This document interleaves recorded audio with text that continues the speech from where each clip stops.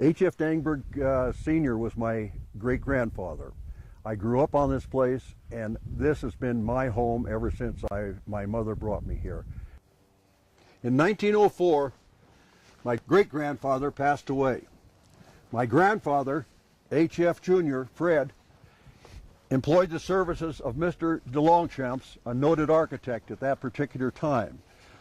He designed a lot of this architecture that's here.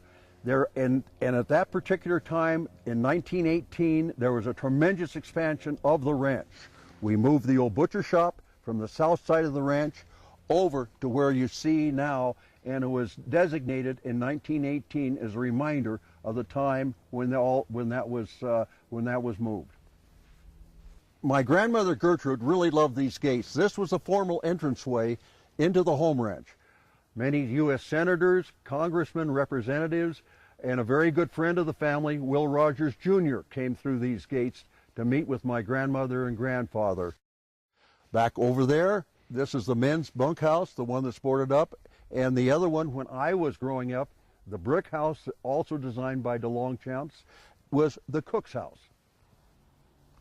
Well, this men's dining room addition was later, after H.F. Sr.'s time, but more importantly, the kitchen is right here, and I know that was the center for the entire ranch in many ways.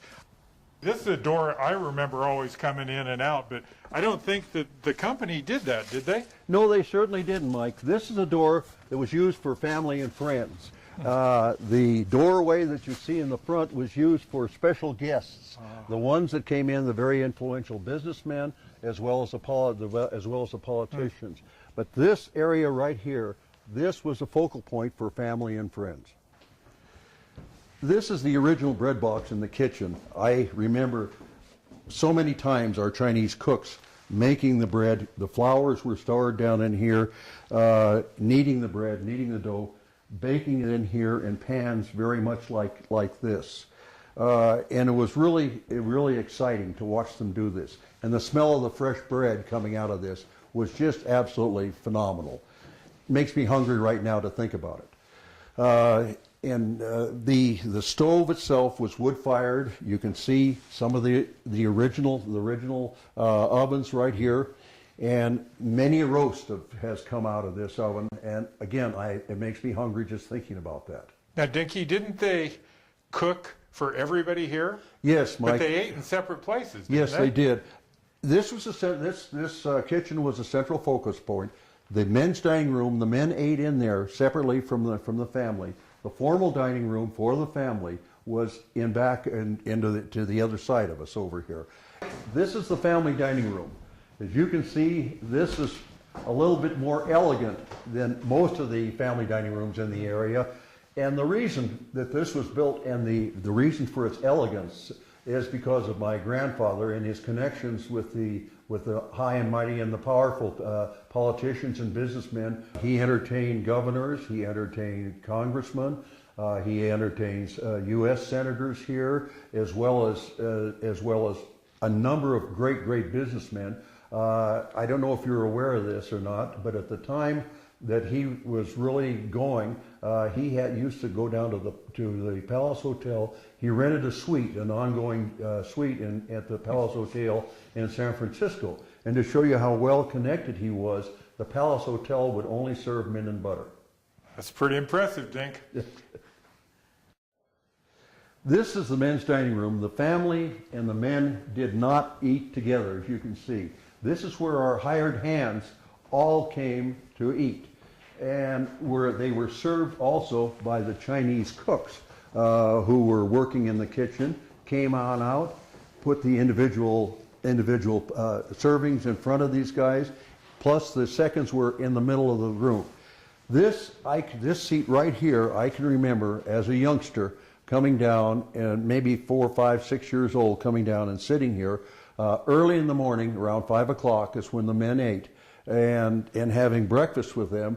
And the Chinese cooks, old Chan particularly, would always have great pancakes. And when he would flip his pancakes, he'd go, "Wow, nice brown." I can remember all the happy memories I had in there and all the times I shot the breeze with Mom and Marg. I'd be leaning up against the stove because it was warm, particularly in the wintertime, and Mom and Marg would be sitting over there with their coffee or tea or whatever they're drinking. By a happy coincidence, we have video footage of Steve Achard's mother and aunt in this very kitchen.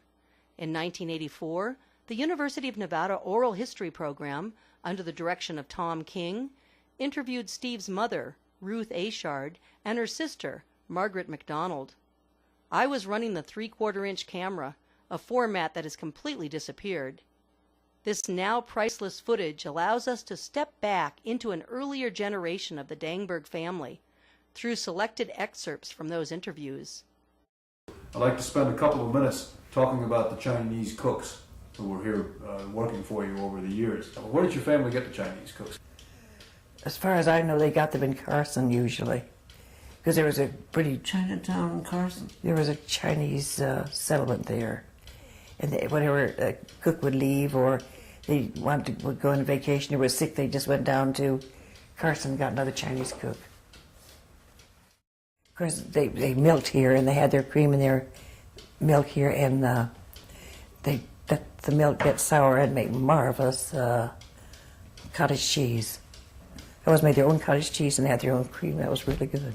Great big thick heavy cream, and everybody just loved that. They always had that for their coffee, for their cereal. There were 3 cowboys took care of the cattle. This is the winter I'm talking about. And there were at least 4 or 5 feeders feeding cattle. You know, they had wagons and took the loose hay. They didn't have baled hay in those days. And they had all the cattle close around here, so they didn't have to go too far to feed them.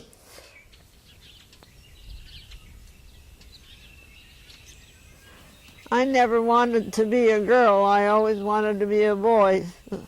The things that boys did were so much more interesting than housework or cooking or sewing. I couldn't stand those things. I wanted to dig or ride or something outside.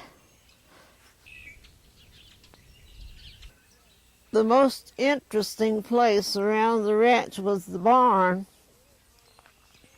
And the minute I got a chance, I would run out to the barn, and the horses and all were so fascinating, and my family were terrified that I'd get kicked or hurt or something. And the minute my mother's head was turned, I'd run out there, and she would come flying after me with a willow and whip my legs like that and put me to bed. When my dad came home from work, he said, "Oh, let her get up, let her get up." So he was a pal, but Mother was terrified that I would get hurt. And I could walk between the horses' legs. They didn't kick me. I wasn't afraid at all of those great big work horses.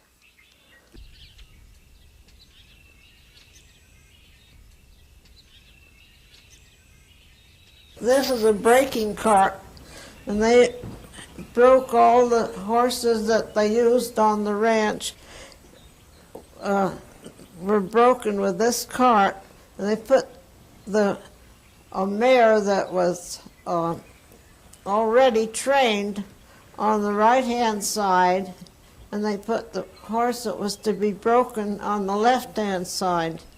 They were hitched that way. This is a brake that they used to stop the horses. It was part of the training. They pushed it forward, and those brakes held these wheels back here. There used to be a seat on here, but somebody stole the seat.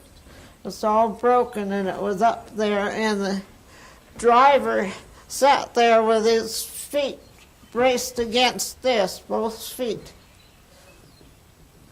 And then with the reins in his hand, he'd drive them and then stop them with the brake.